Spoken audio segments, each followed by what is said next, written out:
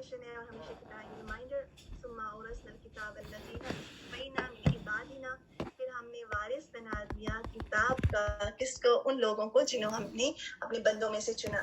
تو الحمدللہ کثیرہ جن کو اللہ تعالیٰ نے چنا ہے اور اللہ تعالیٰ ان کو اپنا کلام سکھا رہے ہیں اور اس کو اس طرح سے پڑھنا ہے جیسے ہم تک نبی. ایسا ہے کہ ہمارے پاس اکارڈنگ ٹو دا ٹائم میں تھوڑا سا پاس جاؤں گی، لیکن پچھلے کا ریویو بھی اس میں انکلوڈیڈ ہے. سب سے پہلے تو ہم نے پچھلی بار دیکھا تھا کہ مدغم کیا ہوتا ہے. دوبارہ سے آپ کا ریویو ہو جائے گا انشاءاللہ کہ مدغم جو ہے، جو لیٹر جس کو ہم مرج کر رہے ہیں اس کو مدغم کہا جاتا ہے. اور کسی بھی جس لفظ کے اندر مدغم موجود ہے اس کا آخری لیٹر ہوتا ہے یہ، اور اس پر ساکن ہوتا ہے. مثال کے طور پہ آپ کے سامنے یہاں پر ایگزامپل لکھی ہوئی ہے ان نفسن، ٹھیک ہے. اب آپ بتائیے کیا نون کون سا جواب درست ہے؟ نون ساکن از مدغم اور نون مشدد از مدغم. اردو میں بھی آپ کے لیے سلائیڈ ہے یہاں پر، جواب دے دیا میں نے خود ہی آپ کو. نون ساکن مدغم ہے نا، ٹھیک ہے. جو دوسرا نون ہے جس کے اوپر مشدد ہے وہ مدغم نہیں ہے. یہ کلیئر ہے آپ سب کو؟ یاد ہو گیا تھا پچھلی بار بھی ہم نے اس پہ بات کی تھی. مدغم فی کو دیکھ لیتے ہیں. مدغم فی کیا ہوتا ہے؟ مدغم فی جو ہے، مدغم پہلا حرف ہوتا ہے، اس کو مدغم فی میں ملایا جاتا ہے، ٹھیک ہے. مدغم فی جو ہے متحرک ہوتا ہے، اس پر ہمیشہ حرکت ہوگی. جو مدغم ہے اس میں آپ کو اس پر سکون ہوگا، ساکن ہوگا، اور یہ دوسرے لفظ کا پہلا حرف ہوتا ہے، ٹھیک ہے. تو یہ جو سلائڈ میں نے آپ کو دکھا دی، جواب والی دکھا دی ہیں، تھوڑا سا میں دونوں پر چیک مارک لگا دیا. تو یہ جو ان دونوں میں سے جو نون مشدد ہے، کلیئر ہے نا سب کے لیے؟ اصل میں تو یہ تھا آپ کے لیے ریویو تھا. جو نون مشدد ہے وہ مدغم فی ہے. اب دونوں آپ کے لیے دونوں واضح ہیں، مدغم کون سا ہے اور مدغم فی. اگر کبھی کوئز میں آ جائے تو آپ کو پتا ہوگا، ٹھیک ہے. یا اگر آپ کسی کو پڑھا بھی رہے ہیں، کوئی آپ سے کوسچن بھی کر لے تو آپ کو پتا ہونا چاہیے کہ کون سا مدغم ہے اور کون سا مدغم فی ہے. کچھ کنڈیشنز ہیں ادغام کی جو آپ کو ابھی جن پہ ہم بات کر رہے تھے. ایک تو یہ کہ مدغم جو ہے وہ ہمیشہ ساکن ہوگا، ٹھیک ہے، جب آپ ادغام کریں گے. مدغم فی جو ہے وہ متحرک ہوگا. اور تیسری بات یہ کہ جو بھی ہم پڑھ رہے ہیں یہ نبی صلی اللہ علیہ وسلم کے طریقے سے ہم پر پہنچا ہے. کوئی بھی ایسا رول جو کہ خود سیلف ڈرائیوڈ ہے وہ ریجیکٹڈ ہے، وہ ایکسیپٹیبل نہیں ہے.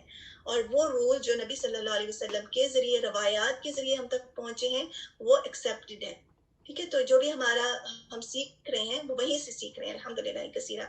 ادغام ناقص کیا ہے آج ہم یہ کریں گے. پہلے ہم نے پڑھا تھا ادغام کامل، اور ادغام کامل میں کیا تھا کہ جب آپ مرج کر رہے تھے نون ساکن یا تنوین کو، کن لیٹرز کے ساتھ آپ مرج کر رہے تھے؟ یاد ہے آپ کو وہ لیٹرز؟ جلدی سے وہ لیٹرز لکھ دیں تاکہ پھر ہم اس پہ جائیں ادغام ناقص پہ. لام ہے، شازیہ نے لکھا ہے لام، را، ٹھیک ہے. اور دو لیٹرز مجھے نظر نہیں آ رہے، نون، ٹھیک ہے، اور میم. سو نون، میم، لام اور را، یہ چار لیٹرز ہیں. اگر یہ نون ساکن یا تنوین کے بعد آئیں تو کس طرح سے مرج ہوں گے؟ آپ بتائیں کیسے مرج ہوں گے؟ کیا ہوگا ادغام کامل میں؟ کیا آپ کو نون ساکن یا تنوین کی آواز آئے گی اس میں جب وہ مرج ہوں گے؟ تو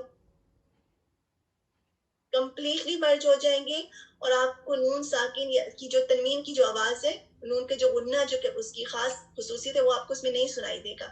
یعنی وہ اپنی شناخت ہو بیٹھے گا جبکہ آپ کو جو مدغم فی ہے اس کی آواز سنائی دے گی. کلیئر ہے یہ بات آپ سب کے لیے؟ اگر یہ کلیئر ہے تو آپ کے لیے ادغام جو اب ہم پڑھ رہے ہیں ادغام ناقص، وہ بالکل کلیئر ہوگا آپ کے لیے انشاءاللہ. اس میں کیا ہے کہ جب نون ساکن یا تنوین واو یا کے ساتھ مل جائیں، ٹھیک ہے، نون ساکن یا تنوین لیٹر واو یا کے ساتھ مل جائیں تو اسے ادغام ناقص کہتے ہیں. اور اس کی وجہ کیا ہے کہ جب اس کو ملایا جاتا ہے تو نون غنہ کی آواز باقی رہتی ہے جو کہ نون کی خصوصیت ہے، جبکہ واو اور یا میں غنہ کی صرف نہیں پائی جاتی. جب ہم اس کو ادغام ناقص کو پروناؤنس کریں گے تو اس میں آپ کو نون غنہ کی آواز سنائی دے گی. تو اس سے آپ کو کیا پتا چلتا ہے کہ جب آپ نے مرج کیا تھا تو واو اور یا اس طرح سے مرج ہوئے نون میں، نون ساکن میں، کہ نون کی آواز باقی رہ گئی. تو یہ انکمپلیٹ مرجنگ ہے. ٹھیک ہے، اس کی ایگزامپل بھی ہم دیکھ لیتے ہیں تاکہ آپ کے لیے واضح ہو جائے. خذوا ما آتیناکم بقوۃ واسمعوا، ہم ایسے پڑھیں گے اس کو، بقوۃ واسمعوا. آپ بتائیے اس میں آپ کو غنہ کی آواز آ رہی ہے نا؟ یس اور نو؟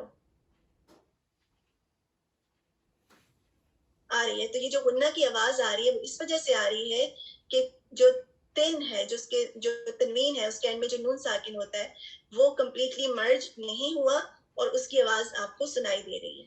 ٹھیک ہے، اسی لیے اس کو ادغام تو کہا جا رہا ہے. مرجنگ تو ہو رہی ہے لیکن انکمپلیٹ مرجنگ ہو رہی ہے. اب دوسرے لیٹر کو دیکھ لیجئے، یا کو، وَمَن يَتَبَدَّلِ الْكُفْرَ بِالْإِيمَانِ، وَمَن، جو ساؤنڈ ہے نا مئی کی، یہ اس لیے آ رہی ہے کیونکہ نون ساکن جو ہے اس کی غنہ کی خصوصیت جو ہے وہ کمپلیٹلی غائب نہیں ہوئی بلکہ وہ ظاہر ہو رہی ہے. کیونکہ یا میں تو غنہ نہیں ہے نا، تائیے یا میں غنہ نہیں ہے، واؤ میں بھی غنہ نہیں پایا جاتا، تو اس کا مطلب ہے کہ یہ نون کی آواز ہے. تو یہ بھی ادغام ناقص کی ایگزامپل ہے. چھوٹا سا آپ کا لیسن ہے، آپ سب کے لیے کلیئر ہے؟ بتائیے. ہارڈ تو نہیں ہے، میری کوشش ہوتی ہے کہ ہم چھوٹا سا کروں تاکہ آپ کو آرام سے کلیئرٹی کے ساتھ ہی چھوٹی چھوٹی باتیں یاد ہو جائیں اور پھر آپ کو مشکل نہ ہو. الحمدللہ. یہاں تک کے لیے کوئی سوال ہے آپ کا؟ کوئی سوال نہیں ہے؟ الحمدللہ ہی کثیرہ. بینا کا سوال ہے، بینا پوچھیے.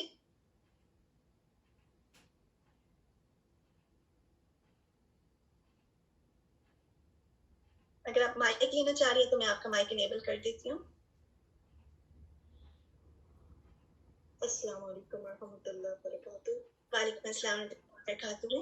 جی میرا سوال یہ تھا کہ میم مشدد اور نون مشدد میں بھی مجھے غنہ کی آواز آتی ہے لیکن وہ ادغام کامل میں آ رہا ہے. جی تو اس کی وجہ کیا ہے؟ دیکھیں ہم اسی سلائڈ کو دوبارہ جاتے، اس میں یہ ہے کہ آپ بتائیے کہ میم کے اندر غنہ کی کوالٹی پائی جاتی ہے نا؟ جی میم میں اور ٹھیک ہے، اور نون میں بھی پائی جاتی ہے. ٹھیک ہے، تو جب آپ کہہ رہی ہیں عن نفس، تو یہ دراصل جو نون جو مدغم فی ہے اس کی آواز ہے.